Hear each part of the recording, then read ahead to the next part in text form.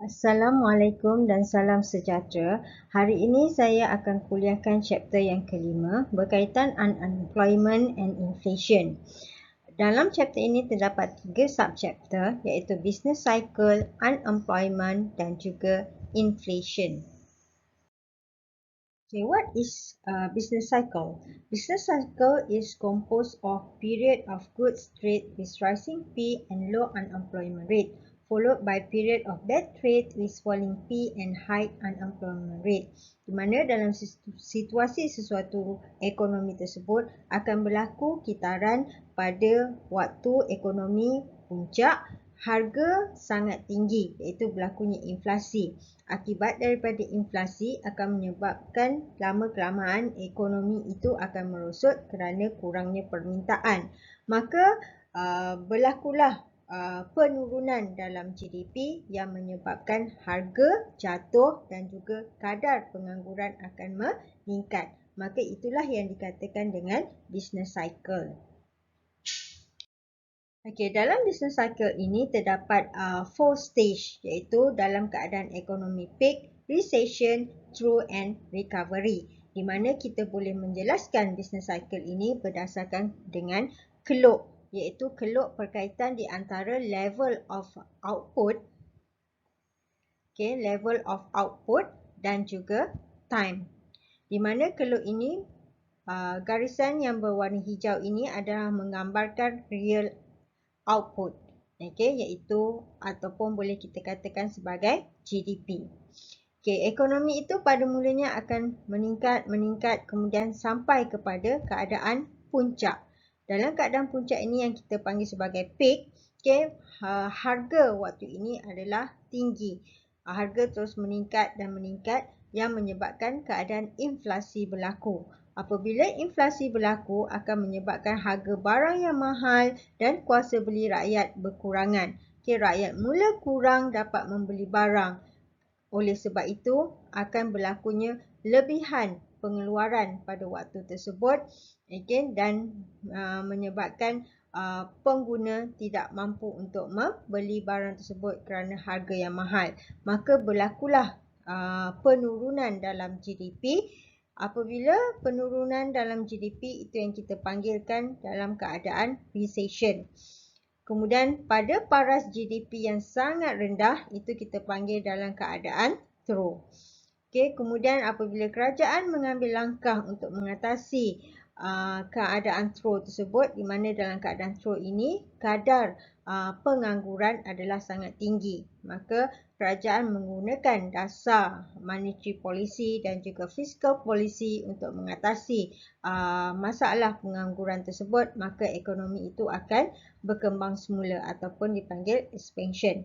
Kemudian ekonomi itu meningkat dan terus capai pada peak. Kemudian berlaku lagi situasi inflasi yang tinggi, kemudian real GDP akan menurun, kemudian berlakulah itu yang dipanggil sebagai business cycle. Seterusnya saya akan menerangkan 4 stage of business cycle. Kita mulakan dengan situasi ekonomi yang berada pada paras peak, iaitu kita panggil sebagai prosperity mode, di mana ekonomi itu berkembang dengan sangat pesat, di mana pengeluar akan mengeluarkan barangan untuk memenuhi permintaan pengguna. Iaitu dalam keadaan peak ini dikatakan ekonomi itu berada pada full employment, yang bermaksud semua faktor-faktor pengeluaran telah digunakan, iaitu buruh telah bekerja sepenuhnya, output pengeluaran telah digunakan oleh firma untuk menghasilkan barang. Maka pada keadaan ekonomi yang dikatakan sangat makmur ini, semua rakyat mempunyai pekerjaan, mempunyai pendapatan, maka mereka akan meminta barangan. Kita kaitkan semula dengan law of demand, di mana apabila permintaan meningkat, firma akan menaikkan harga untuk mendapatkan keuntungan daripada pengeluaran yang dilakukan. Jadi situasi itu berterusan berlaku akan menyebabkan harga barang semakin mahal dalam keadaan peak, yang menyebabkan keadaan inflasi berlaku dalam ekonomi tersebut. Di mana di sini kita lihat bahawa business begin to rise price kerana permintaan yang meningkat oleh pengguna. Mengapa pengguna meminta barang yang banyak? Kerana mereka mempunyai pekerjaan dan pendapatan, maka mereka mampu untuk meminta barang. Tetapi apabila keadaan harga yang semakin meningkat menyebabkan lama-kelamaan kuasa beli pengguna akan berkurangan juga. Okey. Disebabkan situasi tersebut, consumer are less hopeful about the future kerana mereka menganggap bahawa pada masa hadapan harga barang yang semakin meningkat menyebabkan mereka tidak mencukupi wang untuk membeli barang. Maka pengguna cuba untuk mengurangkan permintaan terhadap barangan, sedangkan firma telah mengeluarkan banyak barang kerana untuk memenuhi permintaan daripada pengguna. Tetapi apabila pengguna mula berhenti meminta barangan, maka berlakulah keadaan di mana lebihan pengeluaran menyebabkan firma mengalami kerugian. Kerugian yang dialami oleh firma ini boleh kita rujuk kepada berlakunya contraction ataupun keadaan penurunan dalam business cycle. Maka berlakulah keadaan recession dalam keadaan ekonomi tersebut, di mana demand start to fall and the peak has passed. Okey, di mana pengguna telah mengurangkan permintaan terhadap barangan, maka barang yang telah dikeluarkan oleh firma tidak dapat dijual, maka firma mengalami kerugian. Dalam keadaan ini, keuntungan firma berkurangan, maka firma cuba untuk mengurangkan kos pengeluaran dengan cara mereka akan mungkin membuang pekerja, untuk recovery balik dia punya kerugian kos pengeluaran yang telah dilakukan sebelum ini. Maka dalam keadaan recession ini, kadar pengangguran akan meningkat disebabkan oleh firma cuba untuk mengurangkan pekerja bagi mengurangkan kos pengeluaran. So, dalam keadaan recession tadi, kadar pengangguran telah meningkat. Kemudian kadar output juga telah berkurangan. Firma cuba untuk mengurangkan barang yang dihasilkan. Maka apabila berterusan situasi itu berlaku, dalam keadaan business cycle akan capailah kepada keadaan through, iaitu di mana berlakunya real GDP yang sangat rendah. Inilah situasi through yang berlaku dalam business cycle. Dalam keadaan through ini, kita katakan GDP telah stop daripada menurun, iaitu paras GDP yang sangat rendah berlaku dalam ekonomi. Ini adalah GDP. Alright.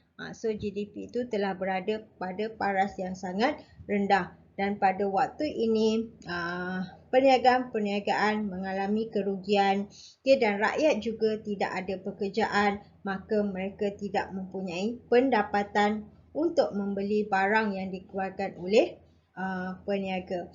Maka kerajaan akan mengambil langkah untuk mengatasi keadaan pengangguran yang semakin meningkat, kerugian yang dialami oleh firma. Maka melalui dasar monetary dan juga dasar fiskal yang diambil oleh kerajaan, ekonomi itu cuba untuk recovery semula.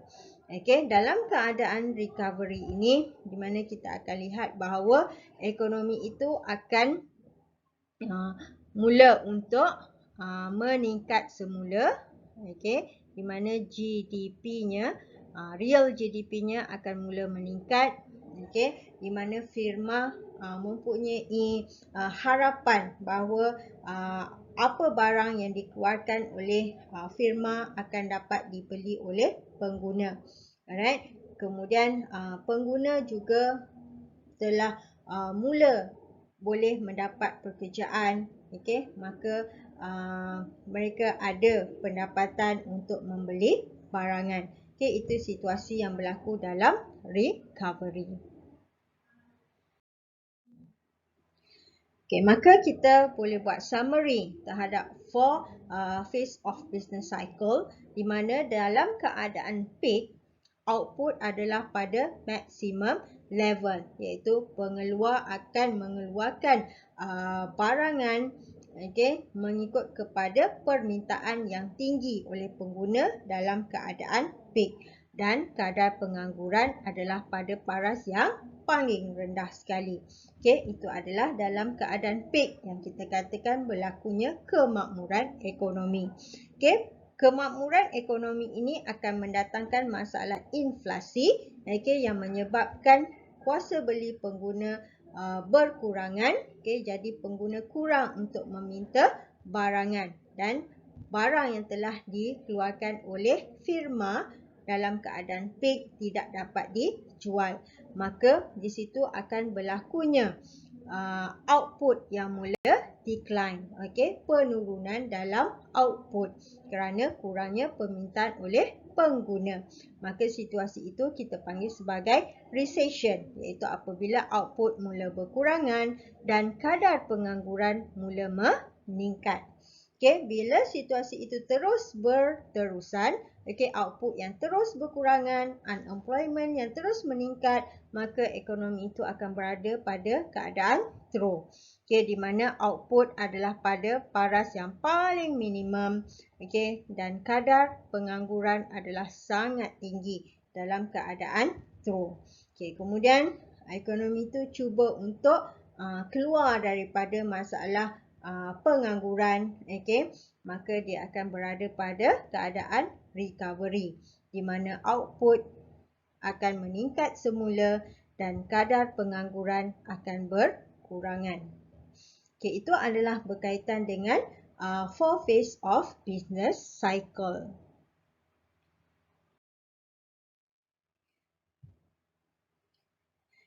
Dalam situasi perubahan business cycle tersebut, pasti ada faktor-faktor yang menyebabkan perubahan kepada business cycle tersebut. Maka dalam kuliah kita secara online, kita akan cuba membincangkan faktor berkaitan dengan penyebab kepada business cycle itu berlaku. So, saya minta para pelajar semua mencari bahan-bahan atau contoh-contoh yang kita boleh kaitkan dengan faktor berlakunya business cycle ini. Okey, cuba cari negara mana yang mengalami keadaan business cycle yang berubah daripada keadaan peak kepada recession or throw, ataupun daripada keadaan throw, recovery and peak semula dalam dia punya kitaran perniagaan ekonomi negara tersebut. Kita bincangkan terhadap 3 faktor ini, iaitu berlakunya political change, okey, berlakunya international relation yang menyebabkan perubahan business cycle, dan juga discoveries and innovation yang boleh menyebabkan ekonomi itu daripada throw kemudian berlakunya expansion, okey, ataupun recovery semula. Okey, sekian untuk kali ini. Terima kasih.